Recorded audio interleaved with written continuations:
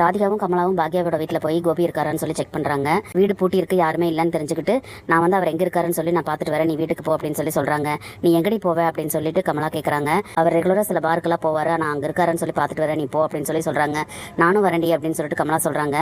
வேண்டாம் வேண்டாம், என்னோட தலையெழுத்து தான் அப்படி இருக்குது, நானே போகிறேன், நீ வந்து போய் மயூ நல்லா பார்த்துக்க அப்படின்னு சொல்லிட்டு போகிறாங்க. கோபி எங்கெல்லாம் போவாரோ அந்த பார்ல எல்லாம் போய் பார்க்குறாங்க. ஒவ்வொரு இடத்துலையும் போய் கேட்குறாங்க. அவங்க இங்கே வரலையே, நேற்று வரவே இல்லையா அவர் அப்படிங்கிற மாதிரி எல்லாம் சொல்கிறாங்க. என்னாச்சு சிஸ்டர் அப்படின்னு சொல்லி எல்லாம் கேட்குறாங்க. இல்லை அவர் வரவே இல்லை நேற்று, அதனால தான் நான் கேட்கறக்கு வந்தேன் அப்படிங்கிற மாதிரி சொல்றாங்க. கோபி வந்து எந்த பார்க்குமே போகல நேற்று அப்படின்னு தெரிஞ்சுக்கிட்டு அவரோட ஃப்ரெண்ட் இருக்காருல, அவரை பார்க்கறக்காக கிளம்பி போயிட்டு இருக்காங்க. அப்படி போயிட்டு இருக்கும்போது ராதிகாக்கு வந்து ஒரு கால் வருது. எடுத்து பார்த்தா பாக்யா தான் கால் பண்ணியிருக்காங்க.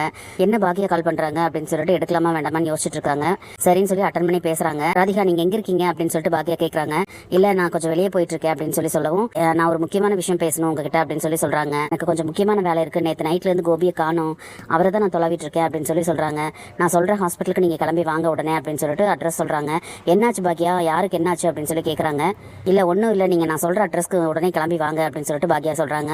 சரின்னு சொல்லி கொஞ்சம் நேரத்தில் வந்து ராதிகா அங்கேருந்து கிளம்பி நேராக அந்த ஹாஸ்பிட்டலுக்கு போயிடுறாங்க. அங்கே போன ரிசப்ஷன்லேயே வந்து பாக்யா நின்றுட்டு இருக்காங்க. பாக்யா பார்த்தோன்னே என்னாச்சு பாக்யா, நீங்கள் எதுக்கு என்ன இங்கே வர சொன்னீங்க அப்படின்னு சொல்லிட்டு ராதிகா கேட்குறாங்க. இல்லை உங்கள் ஹஸ்பண்ட் இங்கே தான் அட்மிட் பண்ணியிருக்கோம், என்ன சொல்கிறீங்க அப்படின்னு சொல்லி கேட்கும்போது, நேற்று நைட் அவருக்கு ஹார்ட் அட்டாக் வந்துருச்சு, நான் தான் அவரை அப்படின்னு சொல்லி சொல்ல வராங்க. அதுக்குள்ள என்னது அப்படின்னு சொல்லிட்டு பயங்கரமாக அதிர்ச்சி ஆகிட்டு ராதிகா வந்து அவசரமாக பாக்யா பேசுறத கூட கேட்காம ஹாஸ்பிட்டலுக்குள்ளே ஓடுறாங்க. அவசரமாக தொலைவிட்டு ஐசியூ இருக்கிற இடத்துக்கு போயிடறாங்க. ராதிகா வந்து கரெக்டா ஐசியூக்கு நேரம் வரவும் அங்க உட்கார்ந்துட்டு இருக்க ஈஸ்வரி வந்து ராதிகாவை பாத்துறாங்க. பார்த்த உடனே ஈஸ்வரிக்கு வந்து ரொம்ப கோவம் வந்துருது. ராதிகாவை பார்த்து அப்படியே முறைக்கிறாங்க. ராதிகா வந்து அதுக்கு பயந்துட்டு என்னடா சொல்றது அப்படின்னு தெரியாம தயங்கி மெதுவா பக்கத்துல போறாங்க. இங்க எதுக்கடி நீ வந்த அப்படின்னு சொல்லிட்டு ஈஸ்வரி வந்து கத்துறாங்க. நான் சொல்றது கொஞ்சம் கேளுங்க அப்படின்னு சொல்லும்போது, போது நிறுத்திடி, அத்தை சொத்தேன்னா வாயை உடைச்சிருவேன், எல்லாம் உன்னாலதான், என் பையனை என்னடி பண்ணீங்க ஆத்தாலும் மகளும் சேர்ந்து அப்படின்னு சொல்லிட்டு திட்டுறாங்க.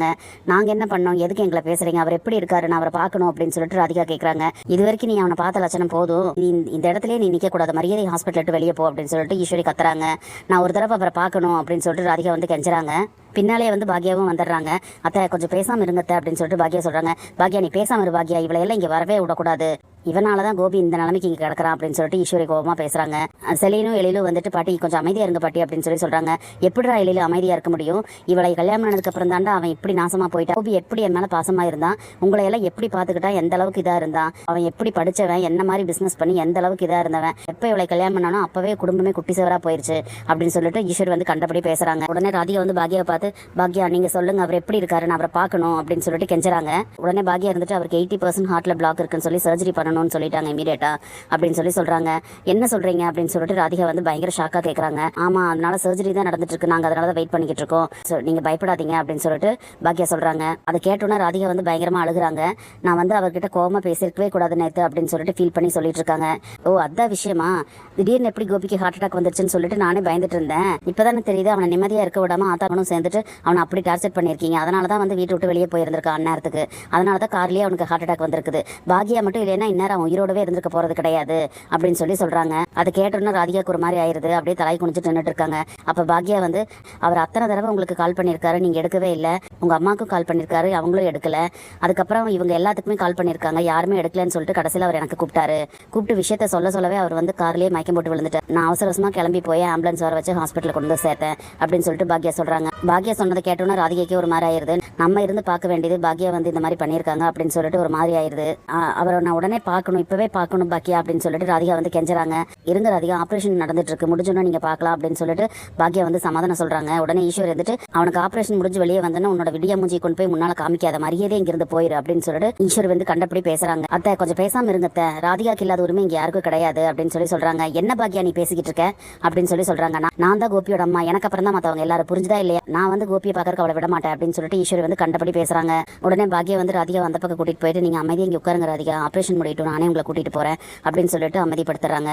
ராதிகா வந்து அழுதுகிட்டே இருக்காங்க. அப்புறம் கொஞ்ச நேரத்தில் ராதிகா வந்து ஃபோன் பண்ணி அவங்க அம்மாவுக்கு சொல்லிடுறாங்க. கமலா வந்து கொஞ்ச நேரத்திலேயே ஹாஸ்பிட்டலுக்கு வந்துடுறாங்க. என்ன ராதிகா ஆச்சு, மாப்பிளைக்கு என்ன ஆச்சு அப்படின்னு சொல்லி கேட்குறாங்க. எதுக்கு இவங்கெல்லாம் இங்கே ஹாஸ்பிட்டல் இருக்காங்க அப்படின்னு சொல்லிட்டு வேற கேட்குறாங்க. உடனே ஈஸ்வரிக்கு வந்து கோவம் வந்துடுது. ஆமாமா, ஏன்னா அவனை வீட்டில் வச்சுட்டு ஒழுங்காக பார்த்துக்கிறதுக்கு துப்பு இல்லை, வீட்டை விட்டு அந்நேரத்துக்கு நைட் நேரத்தில் கண்டபடி சண்டை போட்டு வெளியே அமைச்சதுனால தான் வந்து கார்லேயே வந்து ஹார்ட் அட்டாக் வந்து விழுந்து கிடக்குறான். பாக்யா மட்டும் போய் காப்பாற்றலைன்னா இந்நேரம் என் மகன் உயிரோடய இருந்திருக்க மாட்டான். இதில் வேற நாங்கள் ஏன் இருக்கோன்னு வேற கேட்குறியா நீ, உனக்கு இங்கே என்ன வேலை, மரியாதை இங்கே இருந்து வெளியே போ அப்படின்னு சொல்லிட்டு ஈஸ்வரி கத்துறாங்க. என்ன ரொம்ப நீங்க அவரா பேசிட்டு இருக்கீங்க, ராதிகா அம்மாவுக்கு இல்லாத உரிமை இங்கே யாருக்கு இருக்குது அப்படின்னு சொல்லிட்டு கமலா கத்துறாங்க. உடனே அங்கிருந்து 2 நர்ஸ் வந்துட்டு, என்னம்மா இது ஹாஸ்பிட்டலா இல்லை என்ன சந்த கடையா, எதுக்கும் இப்படி கத்திக்கிட்டு இருக்கீங்க, முதல்ல 2 பேர் 3 பேர் மட்டும் இங்கே இருக்கவங்க இருங்க, மற்றவங்க எல்லாம் வெளியே போங்க அப்படின்னு சொல்லி கத்துறாங்க.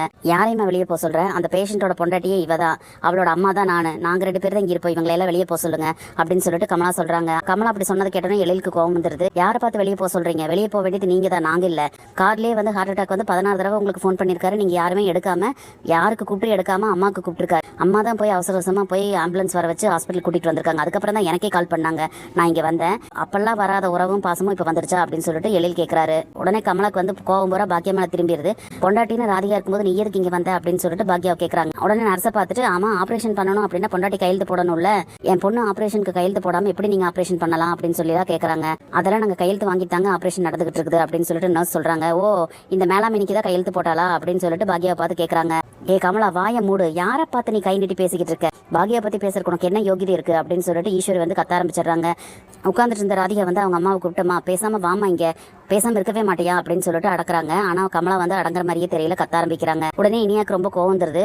பாட்டி வந்து அவ்வளோ தூரம் சொல்லியும் அம்மா வந்து கையெழுத்து போடவே மாட்டேன்ட்டாங்க, ராதிகா தான் இங்கே இருக்கணும், ராதிகா தான் கையெழுத்து போடணும் அப்படின்னு தான் சொன்னாங்க. ஒய்ஃப் தான் கையெழுத்து போடணும், நர்ஸ் வந்து அவ்வளோ சொல்லியும் அம்மா வந்து எழிலன்னு தான் கையெழுத்து போட சொல்லி சொன்னாங்க. அவர் தான் கையெழுத்து போட்டாரு, ஆப்ரேஷன் நடந்துட்டு இருக்கு, எதுக்கு இங்கே பிரச்சனை பண்ணுறதுன்னே சொல்லி நீங்கள் 2 பேர் வந்திருக்கீங்களா, அப்பாவை இப்போ கூட நிம்மதியாக இருக்கிறதுக்கு விட மாட்டீங்களா அப்படின்னு சொல்லி இனியா கேட்குறாங்க.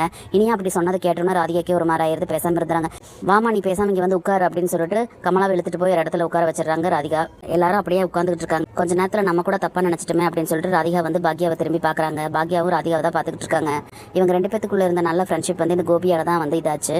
கோபி குணமாகி வந்ததுக்கப்புறம் இனி என்ன நடக்கும்னு சொல்லி நம்ம பொறுத்திருந்து பார்க்கலாம் ஃப்ரெண்ட்ஸ். நம்ம வீடியோ பிடிச்சிருந்தா லைக் பண்ணி சப்ஸ்கிரைப் பண்ணுங்க. தேங்க்யூ.